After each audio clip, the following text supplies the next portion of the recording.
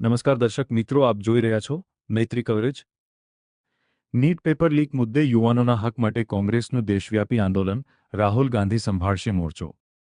દેશભરમાં નીટ પરીક્ષા paper leak અને પરીક્ષા વ્યવસ્થામાં થયેલી ગેરરીતિઓને લઈને રાજકારણ ગરમાયું છે. કોંગ્રેસે હવે આ મુદ્દે વિદ્યાર્થીઓ અને યુવાનોના સમર્થનમાં દેશવ્યાપી આંદોલનની જાહેરાત કરી છે.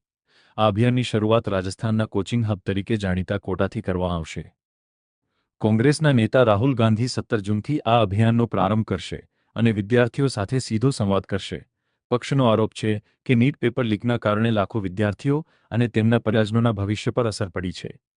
કોંગ્રેસ દ્વારા દેશના વિવિધ રાજ્યોમાં વિદ્યાર્થી સંમેલનો, જનસભાઓ અને જાગૃતિ કાર્યક્રમો યોજવામાં આવશે. કોટા, સીકર, પ્રયાગરાજ, પટણા અને નવી દિલ્હી સહિતના શહેરોમાં કાર્યક્રમોની શ્રેણી યોજાશે. પક્ષનું કહેવું છે કે પરીક્ષાઓમાં પારદર્શિતા જળવાય અને યુવાનોને ન્યાય મળે તે માટે આ આંદોલન શરૂ કરવામાં આવ્યું છે.